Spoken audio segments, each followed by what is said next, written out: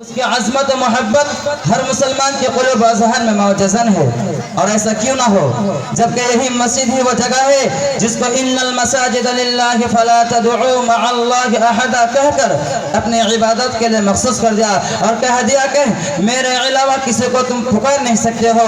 احب البلاد الى اللہ مساجدها وابغض البلاد الى اللہ اسواقها کہہ کر نبی کریم صلی اللہ علیہ وسلم نے اس روئے زمین کے اندر اللہ کے نزدیک سب سے پسندیدہ جگہ مسجد اور سب سے بری جگہ بازار کو گردانا ہے۔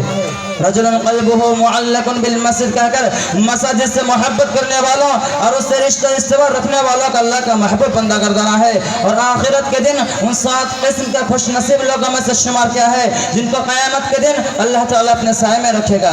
محترم سامعین، مساجد کی تعمیر و بنا ایک اسلامی فریضہ ہے، لیکن مساجد کی تعمیر اپنے اندر دو مفہوم لیا ہوا ہوتا ہے۔ ایک اس کو آباد کرنا، عبادت کا اہتمام کرنا، جس کو انما یعمر مساجد اللہ من آمن باللہ والیوم الآخر کہہ کر صرف اور صرف مومنین کا شعبہ بتلایا، اور ما کان للمشرکین ان یعمروا مساجد اللہ شاہدین علی انفسہم بالکفر کہہ کر مساجد کو ویران اور اس کی بے حرمت کرنا مشرکین کا شعبہ بتلایا ہے۔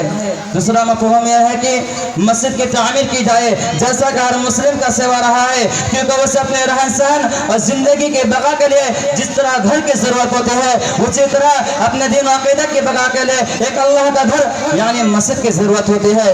یہی وجہ ہے کہ نبی کریم صلی اللہ علیہ وسلم جب تک مکہ مکرمہ میں قیام پذیر رہے دار ارقم کو اپنا مرکز بنایا، لیکن جیسے آپ نے ہجرت کی اور قبا میں کچھ دنوں تک قیام کیا تو مسجد قبا کی تعمیر کی جس کی طرف اشارہ کرتے ہوئے اللہ تعالیٰ ارشاد فرماتا ہے لمسجد اسس علی التقوی من اول یوم احق ان تقوم فیہ، جس مسجد کی بنیاد اول دنوں سے تقوی پر رکھی گئی ہے اور وہ اس لائق ہے کہ آپ اس میں کھڑے ہوں۔ نس نبی کریم صلی اللہ علیہ وسلم جیسے ہی مدینہ پہنچتے ہیں مسجد نبوی کی تعمیر کرتے ہیں، جس کی پورے قیمت حضرت ابوبکر صدیق رضی اللہ تعالی عنہ نے ادا کی، اور اس کے تعمیر میں تمام اہل مدینہ کے ساتھ آپ صلی اللہ علیہ وسلم بذات خود عملاً شریک تھے۔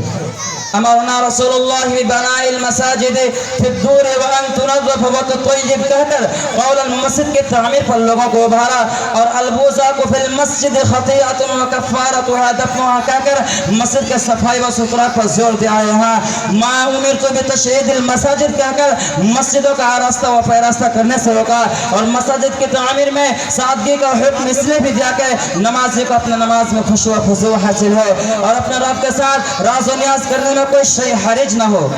اور عمیتی عنا قرامک هذا فإنه لا تزال تصاویره تعرض لی فی صلاة کہہ کر نقش و نگار کو نماز کے خشوع و خضوع کے خلاف بتایا، اور لا تقوم الساعة حتى يتباهى الناس في المساجد کہہ کر مساجد کی تعمیر و تزئین میں ایک دوسرے پر فخر کرنے کو اور سفر لے جانے کو علامت قیامت میں شمار کیا ہے۔ محترم سامعین، یہ ناقابل انکار حقیقت ہے کہ مساجد اسلامی معاشرہ کے اندر ایک بہت بڑی حیثیت رکھتے ہیں، اور زمانہ ماضی میں معاشرہ کے اصلاح و رہنمائی میں ان مساجد کا بڑا کردار رہا ہے۔ شیخ الاسلام امام ابن تیمیہ فرماتے ہیں کہ مساجد ائمہ کے رہنے اور لوگوں کے اکٹھے ہونے کی جگہ ہیں۔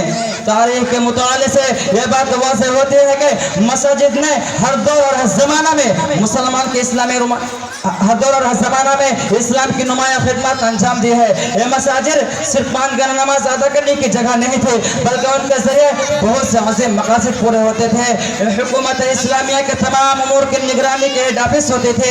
یہ مسجد دارالقضاء کی حیثیت رکھتے تھے۔ یہی مدعا اور مدعا علیہ کے درمیان فیصلے ہوتے تھے۔ یہی بیٹھ کر بڑے بڑے جنگی منصوبے اور اس کے لیے تیاری ہوا کرتے تھے۔ دروس کا اہتمام ہوتا تھا جہاں مسائل کو سلجھایا جاتا، سوال و جواب کا باقاعدہ نظم ہوتا تھا۔ درس و تدریس کا کام اصحاب صفہ سے شروع ہو کر ائمہ کے دور تک جاری رہا۔